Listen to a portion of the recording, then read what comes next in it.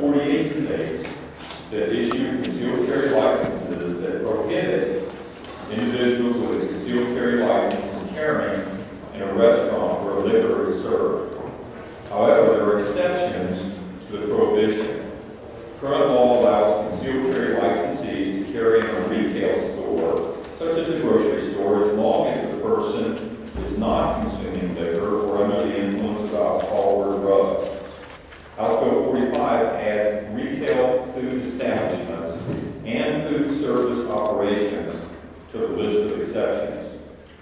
Restaurant owners will retain their right to choose whether to ban firearms or not, and it will remain a felony to illegally carry concealed in any liquor permit premises.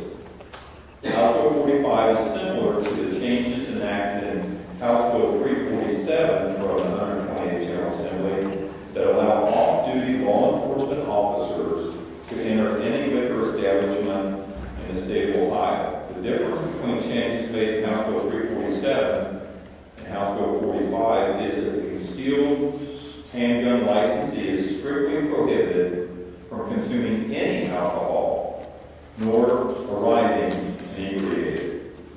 Today, a licensee can enter a Cracker Barrel restaurant or McDonald's and enjoy lunch or dinner without breaking any laws or leaving their firearm in a vehicle in the parking lot to be stolen. House Bill 45 will allow them to do the same at thousands of Ohio restaurants that happen to allow to also have a Class D license. Now I will turn the podium over to my colleague and joint sponsor, Representative Terry Johnson, to talk about the prohibitions that we hope to change with carrying the weapon in a vehicle. Representative Johnson. Mr. Chairman, committee members, Ohio is the only state out of the 48 states that allow law-abiding citizens to carry a concealed firearm in a vehicle that mandates that how must be carried in hand. Current law specifies that a weapon in a vehicle must be either in a holster, in a closed glove compartment, in a locked case, in a purse that is kept in plain sight. By removing the storage mandates of firearms in a vehicle, the legislation will eliminate the micromanaging provisions of the current car carry restrictions in Ohio. However, the legislation does not change the current provisions of what to do when a licensee is pulled over and approached by a law enforcement official.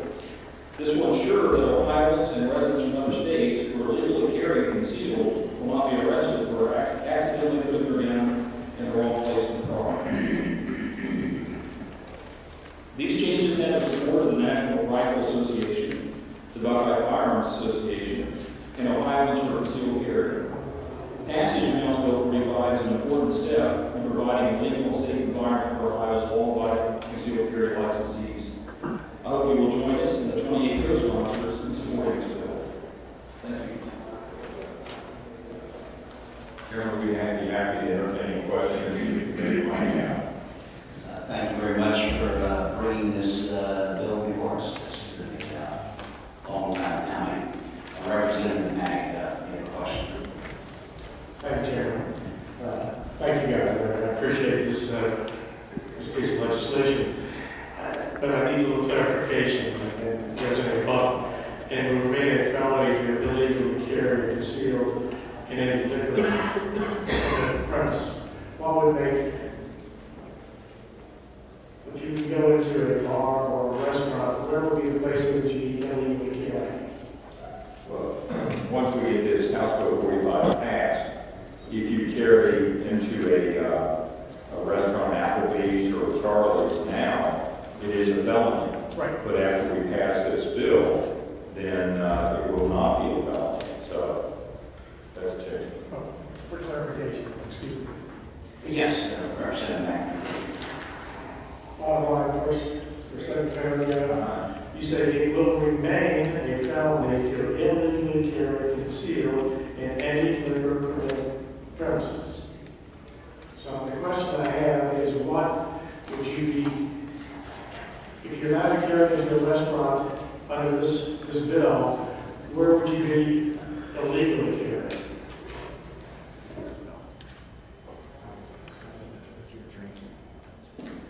Oh, if the restaurant owner puts one of those stickers up on the window, that's really said before that, restaurant owners will retain the right to choose whether to ban firearms or not, and it will remain a felony. So even though we passed House Bill 45, owners of establishments may still put that sticker up on the window, but then, of course, you as a patron have a choice. You may decide not to frequent that restaurant if they put that sticker up. And I know that some of the gun organizations, they have cards that they will actually give to the owner of the restaurant that say, as long as you get that sticker up and you prevent me from carrying it here, I will not spend my money in this restaurant. Yes, go ahead.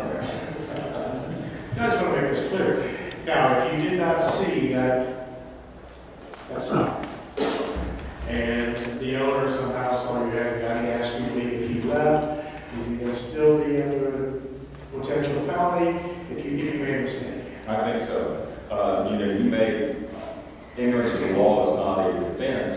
I think the requirement is that it be conspicuously posted, but if you didn't see it because you got glasses and they're not very good or something like that, then I think you would still be open to being charged for that violation. I know of no one that that has happened to. In fact, I'm not aware of any concealed carry permit holder that has violated any of these gun laws that we have in existence now. We're talking about a group of people that comply with the law, unlike a number that don't do that. Thank you, Chairman. So, let me follow up on Representative Max. And we don't need to come to a definitive answer on this today, but what about the situation when you got a no Charlie's, you use that restaurant on this street and say, okay, to do this, and then, the next township over, there's a no Charlie's that says, got a sign up there that says you can't do it. Is this, when you got a franchise or a franchisee situation, is it the franchisee that makes the call, or the franchisor? Is this something that you got to look at a little bit going forward? The law right now is, Mr. Chairman, that sticker has to be posted in a conspicuous location for the patron to see. You could have two of the same restaurants from the same chain in town. One, the manager decides that he's going to put that sticker up, and you have to comply with that, leave your weapon out in the car. The other one might not have that, and you could carry it in there. But I think that bears some discussion and consideration that if you have a franchise like that. As it stands now, it's conditions to the physical location of that restaurant rather than the name of the franchise. Okay. Representative Leslie. Thank you, Mr. Chair. And to the sponsors, thank you. And I might come up with another for Representative Mag.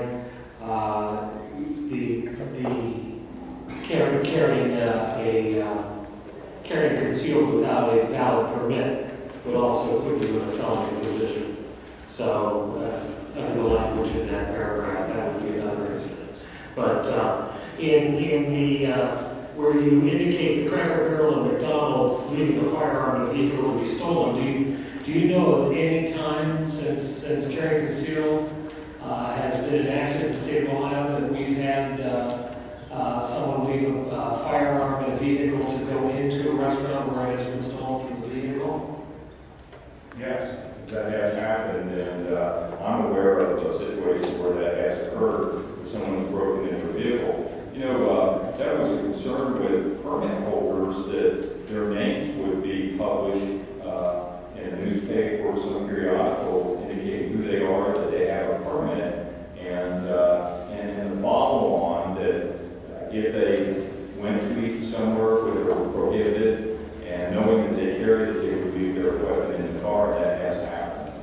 May I also add that even if there had not been any weapons stolen out of cars, this is something that people who have concealed carry are quite concerned the right to carry that firearm very seriously and the responsibility very seriously, and leaving it, out of personal control in a vehicle is a great concern to the point where a lot of people are so concerned that they don't take their firearm with them, leaving themselves exposed to crime. Yes, proceed.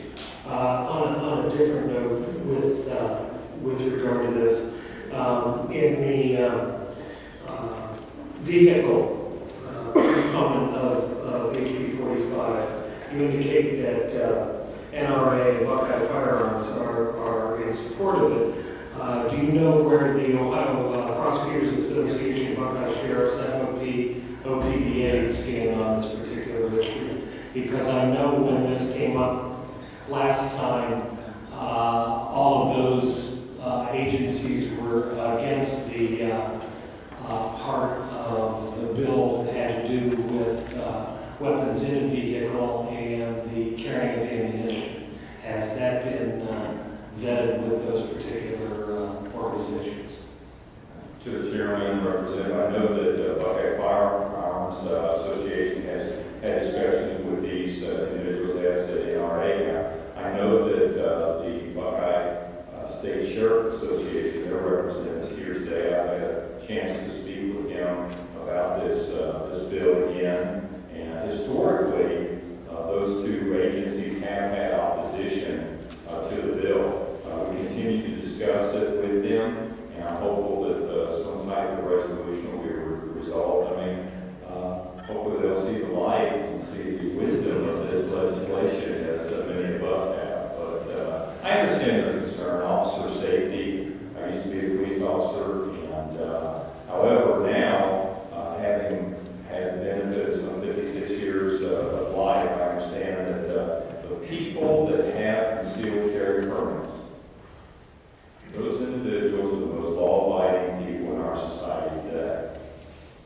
And I know that if I were in a tough spot as a police officer, I would hope and pray that someone with that permit would be somewhere if I got into a tough jam to help me out of it.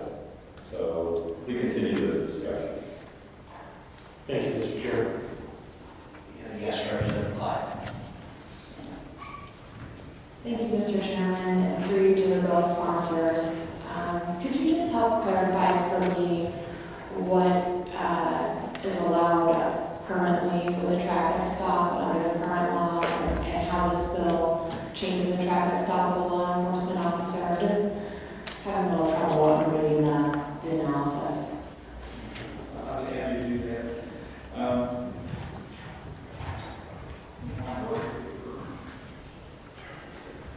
Doctors have lots of patients.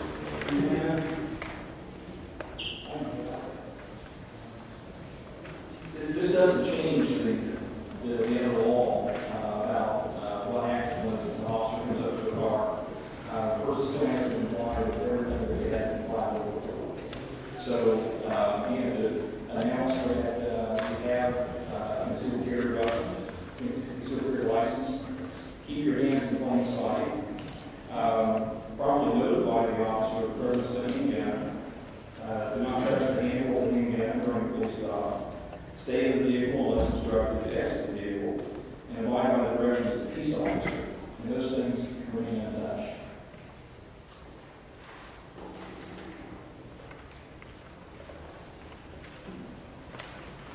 Anything else? Thank you, Mr. Chairman, and maybe we can have a discussion about this afterward, but there is a bill analysis on the first page. It talks about repealing a prohibition having to do with a law enforcement stop, or retaining your prohibition against knowingly having contact with a loaded handgun by touching it when stopped for a traffic stop or other law enforcement purpose. So there is a tweaking of that provision of the bill, according to the bill analysis, and I can review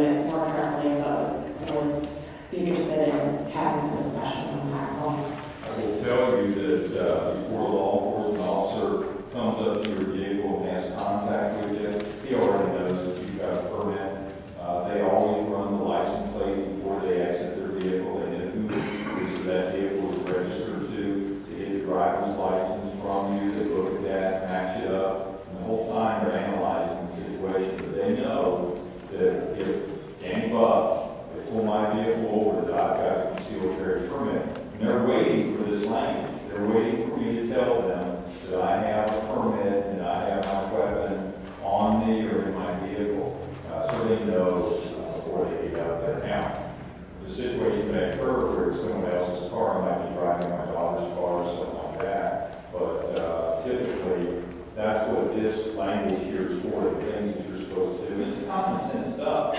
Keep your hands in plain view and so forth. You have a comment? Okay, thanks for bringing that to our attention. Anybody else have any comments or questions? Yes, Representative Sugar. Thank you, Mr. Chairman. Mr. Chairman, I have a question about the definition of being under the influence of alcohol. I did a lot of work with drunk driving legislation early on, and for drunk driving in the state of Ohio, it's 0.08. But I know you're under the influence of alcohol, as it says here, at much lower rates. How do you define under the influence of alcohol in this legislation?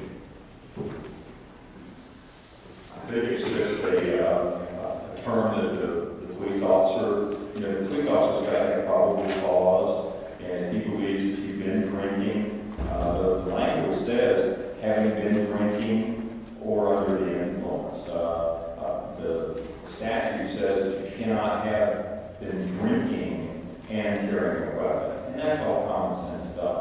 But under the influence, in Ohio, as you correctly stated, it's 0.08 for an adult 21 and older. So, younger than that, it's less than that.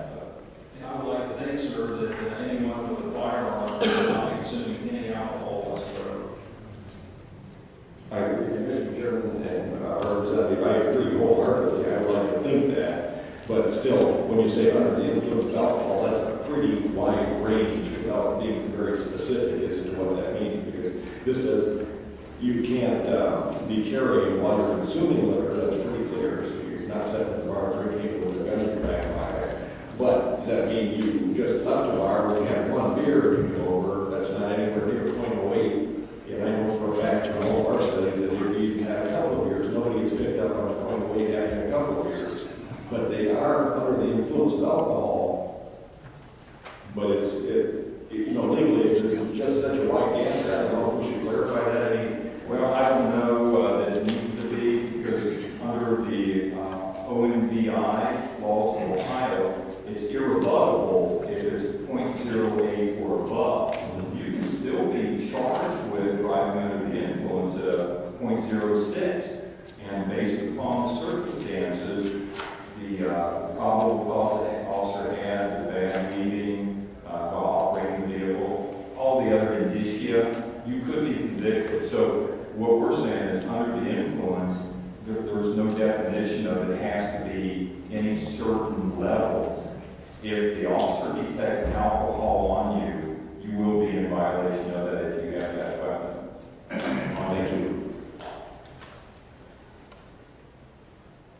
So, just so I'm clear, what you're saying, Representative Pop, kind of already submitted, is basically you like the standard that is under this bill, whereby you can have an officer make a determination that somebody's under the influence of alcohol and or drugs. That's where it gets dicey.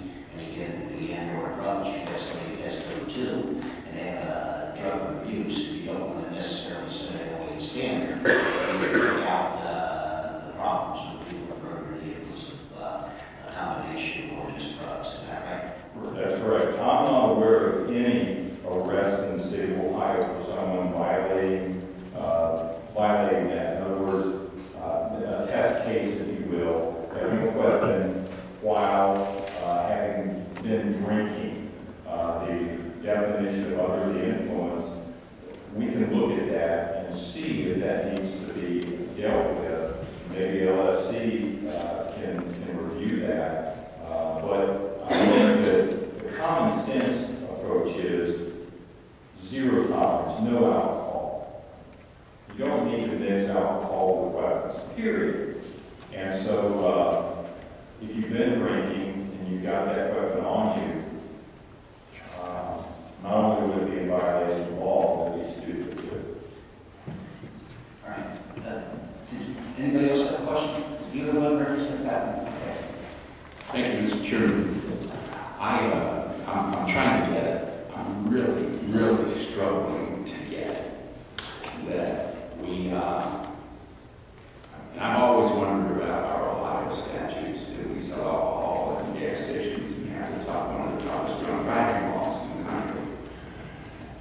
didn't quite fit.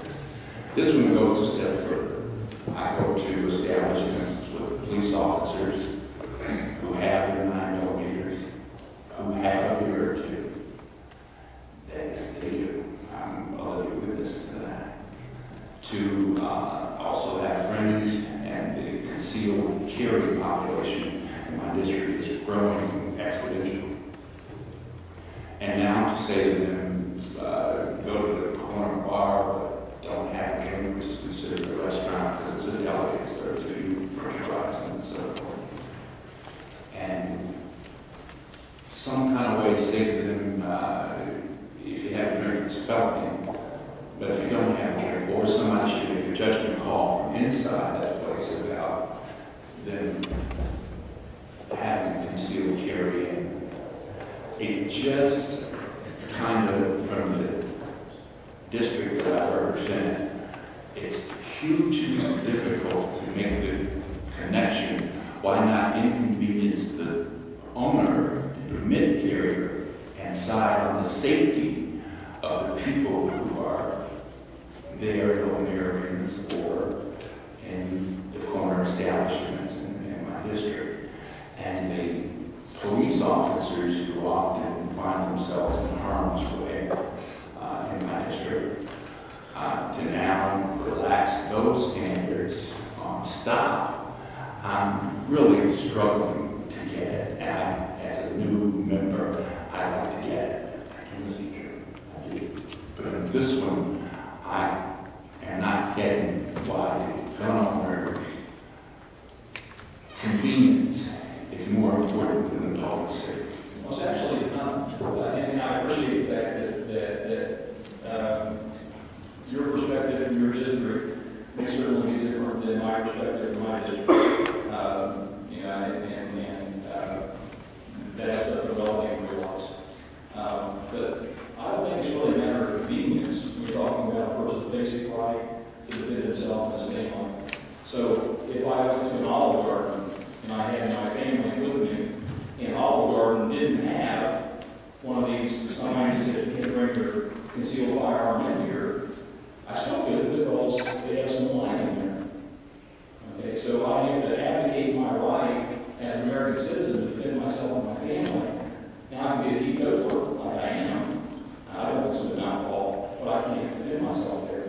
So it's not really a convenience, it's a basic right to defend yourself and your family. In my opinion, sure. Representative Patton, if I might chime in here. During the course of this House Bill 45 moving forward, Chairman will be bringing in witnesses to testify that because of the law, they were forbidden to have their weapon in their possession. Because of that, a loved one was killed in a restaurant bar situation. Exactly the circumstance that Dr. Johnson was just referring to, where someone come in, committed a crime, and they were not allowed to defend themselves or their family. So those people will come forward, they will tell you how it's affected them. But in my district, of course, we know that all of our districts are somewhat different in geography and demographics and so forth. But in my district, you go out and you want to go to a restaurant, an Applebee's, Charlie's, whatever we talk about here. I always want to be able to protect my family and myself. And just because I go in, they serve beer, they serve wine, why should I be put at risk in my family because of the law that says I can't do that? Within 40 plus other states, you can do that. You can protect your family and yourself under the Second Amendment. We need to change this law. You need to be able to go into that same restaurant where those police officers with their weapons are drinking. You need to be able to protect yourself and your family. And yes, there are more and more people realizing that there's not enough policemen in the state of Ohio to protect us. There just aren't. And that's why more people are getting their concealed carry permits. Sure. Yes, go ahead, Representative Patton. We'll be going through this a lot when we get into his sponsor. I didn't really want to go here, but you lead me here. And the reason is that Arizona shows us that the only protection from getting shot is no guns. So I just am still going to struggle to try to get it. And hopefully I will.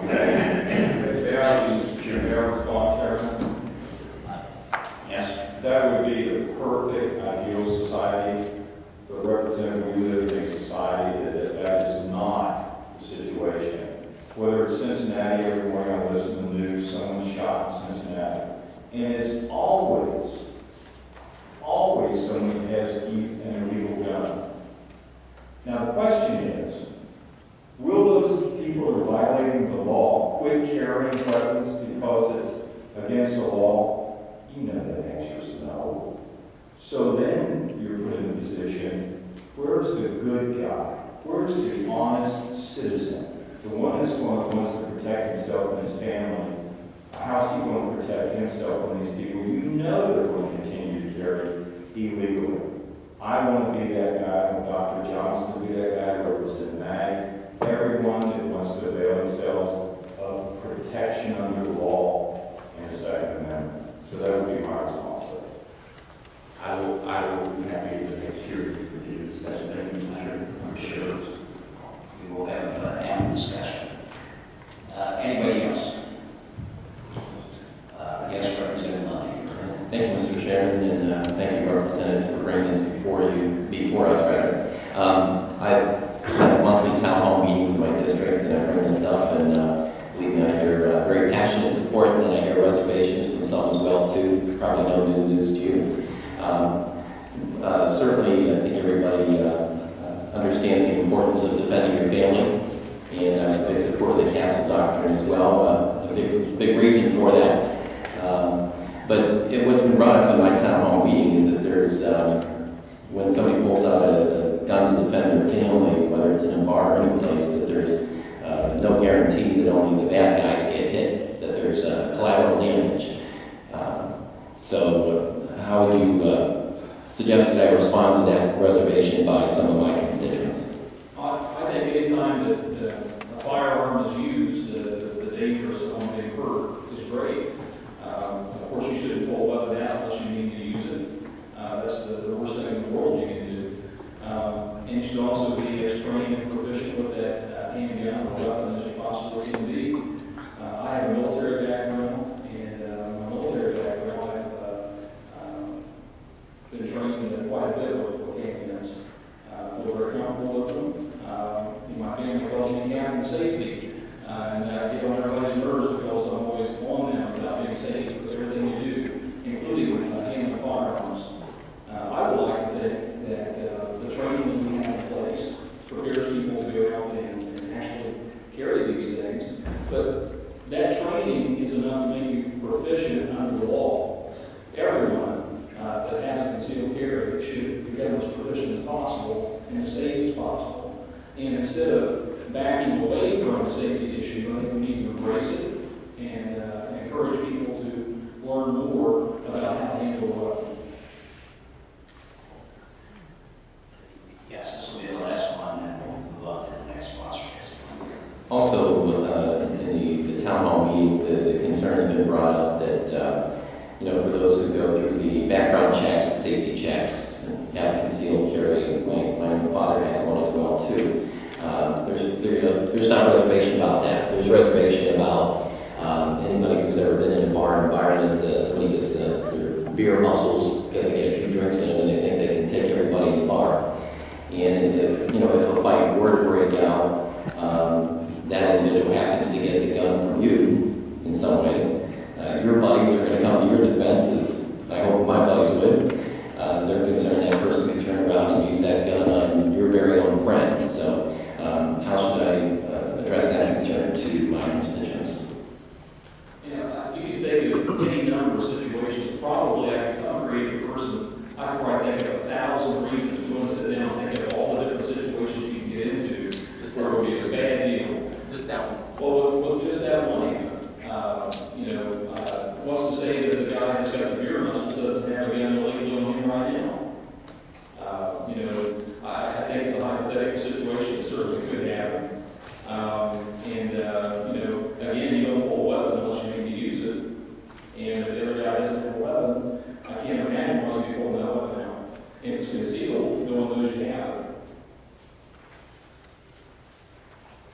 thank you very much for bringing this forward, and I look forward to continuing the hearings.